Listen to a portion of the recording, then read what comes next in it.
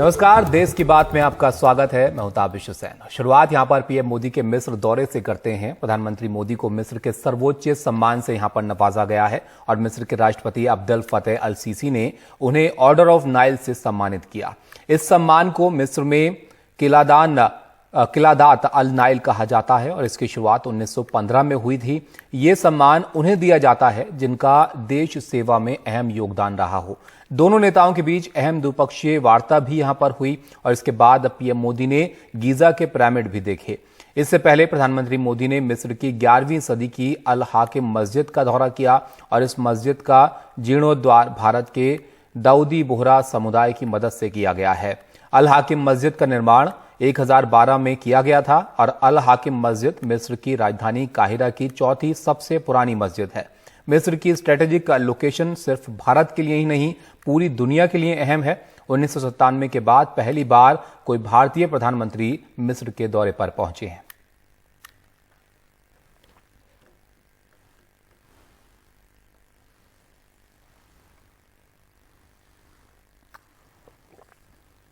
तो पीएम मोदी के इस मिस्र के दौरे के बारे में हम आपको बता रहे हैं। यहां पर द्विपक्षीय बातचीत भी हुई और इस दौरान पीएम मोदी को यहां पर सर्वोच्च सम्मान से मिस्र के नवाजा गया।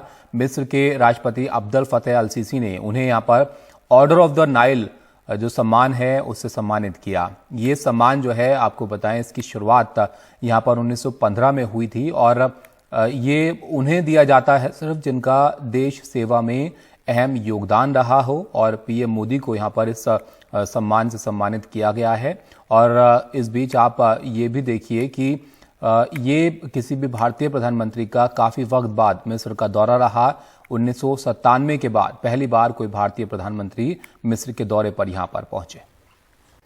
मिस्र के दौरे से पहले प्रधानमंत्री मोदी ने अमेरिका का बेहद अहम दौरा किया, जिसमें भारत के साथ अमेरिका ने एक बड़ा रक्षा सौदा करते हुए जेट इंजन तकनीक भारत को देने के समझौते पर वो राजी हुआ है। अमेरिका ने पहले कभी ऐसी तकनीक किसी और देश के साथ साझा नहीं की है और साफ है कि भारत अमेरिका के रिश्तों में 360 डिग्री का बदलाव यहां पर आया है। विष्णु सोम की खास रिपोर्ट आप देखिए।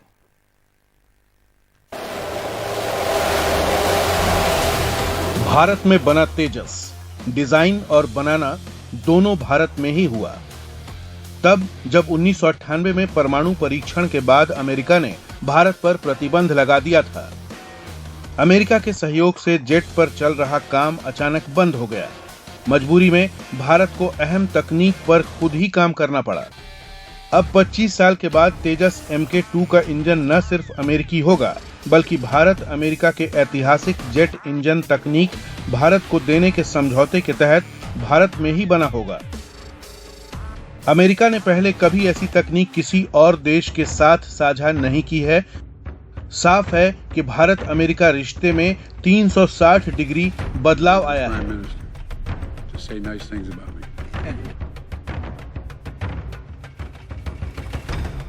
जनरल इलेक्ट्रिक कंपनी का भारत में फाइटर प्लेन के इंजन बनाने का फैसला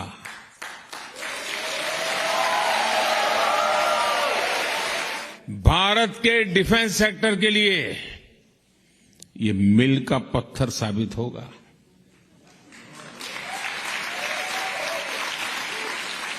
ये समझौता करके अमेरिका सिर्फ टेक्नोलॉजी ही शेयर नहीं करेगा, बल्कि म्यूचुअल ट्रस्ट को भी शेयर करेगा। ये MQ-9B ड्रोन है, एक और अहम सुरक्षा उपकरण, अपनी तरह के ड्रोन में सबसे विकसित। 3 बिलियन अमेरिकी डॉलर की डील हुई है पीएम मोदी के इस दौरे में और भारत को 31 ऐसे ड्रोन मिले हैं। महज एक दशक पहले भारत पर अमेरिकी निर्यात पाबंदियां ऐसी थीं कि भारत को ये नहीं मिलते। अमेरिका के साथ आज की रणनीतिक साझेदारी उन फाउंडेशनल एग्रीमेंट्स का नतीजा है जिन पर एक दशक से ज्यादा से वार्ता हो रही है। इन्हीं के कारण भारत और अमेरिका की सेनाएं साथ काम कर पाती हैं और भारत को अमेरिका से परिष्कृत हथियार मिल पा रहे हैं। The general security of military information agreement यानी GSMIA, the logistic support agreement, the communication and information security memorandum of agreement, the Basic Exchange and Cooperation Agreement for Geospatial Intelligence, Secure Communication, Real Time Intelligence Sharing, चीन की गतिविधियों पर नजर।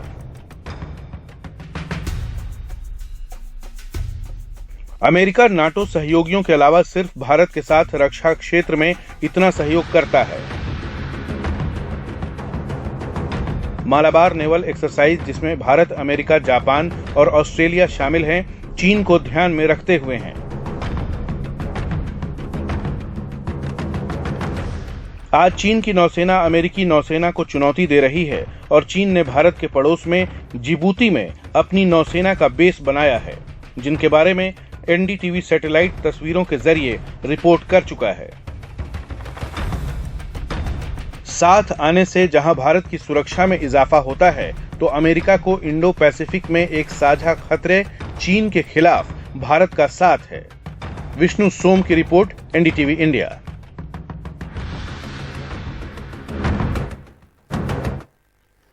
प्रधानमंत्री मोदी के America और मिस्र दौरे पर वित्त मंत्री निर्मला सीतारमण ने कहा कि दोनों देशों की यात्राएं प्रभावशाली रहीं। अमेरिकी संसद में संबोधन के लिए पीएम मोदी को दोनों दलों का निमंत्रण गर्व की बात है। भारत की प्रधानमंत्री जी का सेकंड जॉइंट सेशन में बात करने का मौका हर बार किसी को मिलता नहीं है। अब तक जितने भी लोगों को मिले, बहुत कम लोगों को ही ये अपॉर्चुनिटी मिला है। और जॉइंट सेशन एड्रेस करने के लिए बाईपार्टिसान इनविटेशन आया है, मतलब दोनों रिपब्लिकन्स भी डेमोक्रेट्स भी प्रधानमंत्री जी को इनवाइट किए एड्रेस करने के लिए। मणिपुर में पिछले काफी वक्त से जारी हिंसा को लेकर आज मुख्यमंत्री एन बीरेन सिंह ने दिल्ली में गृहमंत्री अमित शाह से मुलाकात की इसको लेकर, और उन्होंने गृहमंत्री को मणिपुर के हालात की जानकारी दी। बैठक के बाद एन बीरेन सिंह ने ट्वीट कर कहा कि हिंसा को काफी हद तक नियंत्रित करने में सक्षम रहे हैं। साथ ही उन्होंने कहा कि 13 जून के बाद से हिंसा में कोई भी हताहत नहीं हुआ है और 3 मई को मणिपुर में हिंसा भड़कने के बाद हालात काफी बिगड़ गए थे। विपक्षी दल लगातार इसे लेकर केंद्र सरकार और बीजेपी पर निशाना साध रहे हैं।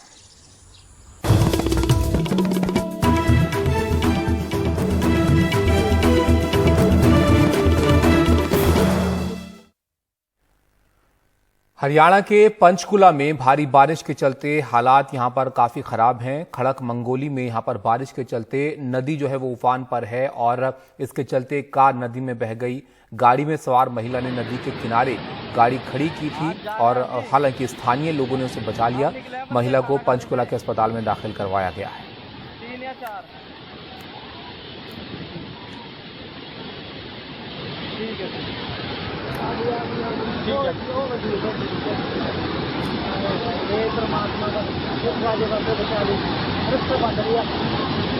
ये तस्वीरें आप देखिए, कितना तेज बहाव यहाँ पर पानी का नजर आ रहा है। इसमें ये गाड़ी जो है वो फंस गई थी। ये तस्वीरें से अंदाजा लगाया जा सकता है वहाँ की स्थिति जो है वो किस तरह की उस वक्त रही होगी। हालांकि यहाँ पर स्थानीय जो लोग थे उन्होंने महिला को यहाँ से बचा लिया और पंचकुला के अस्पताल में उनको दाखिल करवाया गया।